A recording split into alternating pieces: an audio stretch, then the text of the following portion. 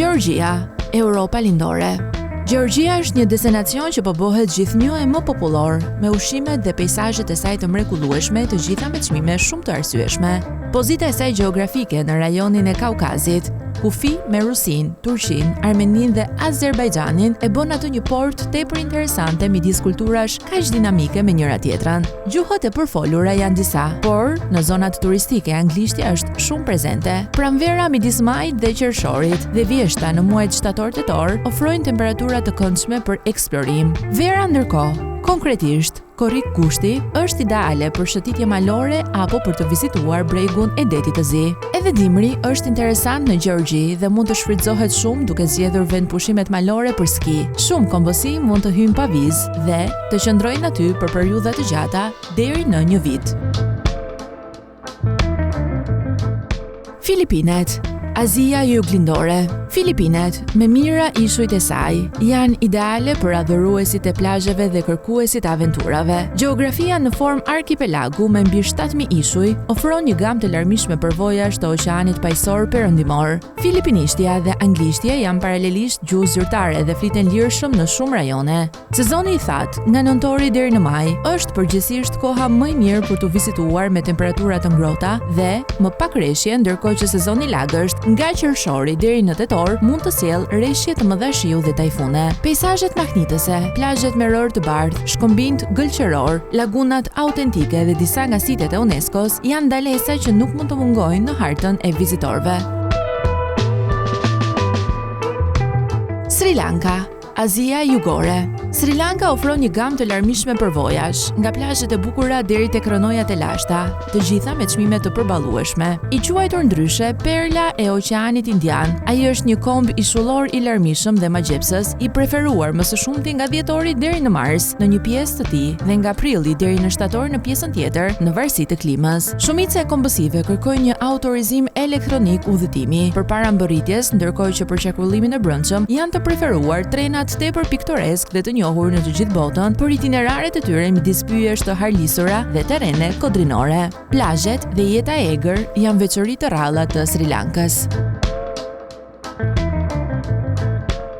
Kambodgja, Azia Juglindore. Ajo është një ndër perlat e Azisë Juglindore, e pasur me kulturë dhe histori dhe ofron vende të bukura. Tempujt mahnitës dhe mikpritja e ngrohtë e bëjnë atë një destinacion magjepsës. Edhe pse valuta zyrtare është riel kambodgjane, dollari amerikan pranohet gjërësisht, po ashtu dhe gjuha zyrtare khmer nuk është pengesë për komunikimin e pushuesve, pasi anglishtja flitet masivisht. Nga nëntori deri në prill, pushues të shumt dynden nga e gjithë bota për të eksploruar trashëgiminë kulturore, tempujt e rrallë të mbrojtur nga UNESCO, plazhet e bukura për të aventuruar me aktivitetet ujore në ishujt e pacënuar. Tajlanda, Azia Juglindore. Tajlanda mbetet një ndër preferencat kryesore për pushuesit, duke ofruar një gamë të gjëra akomodimesh, ushqimesh dhe aktivitetesh shumë të përballueshme.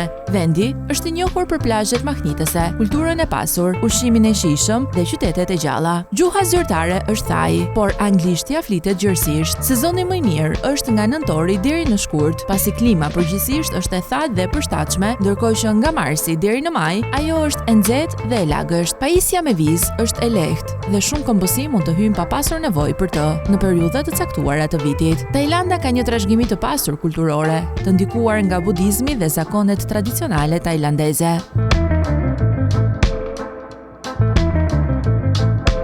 Shqipëria, Europa Juglindore. Shqipëria po fiton me shpejtësi popularitet si një destinacion me buxhet të përballueshëm në Europë. Plazhet e bukura, malet mahnitëse dhe historia e pasur e bëjnë Shqipërinë një zgjedhje të shkëlqyer për udhëtarët që kërkojnë vlera të rralla. Vendi po shfaqet me shpejtësi si një destinacion popullor turistik, duke ofruar një gamë të larmishme eksperjencash nga plazhet mahnitëse deri tek vendet e lashta të antikitetit. Anglishtja dhe italishtja fliten gjërësisht në zonat turistike, faktor që ndihmon shumë në komoditetin e turistëve dhe periudha më e mirë për ta vizituar është gjatë muajve qershor deri në shtator.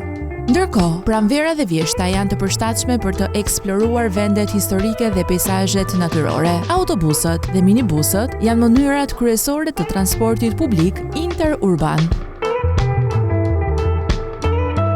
Cape Town, Afrika e Jugut.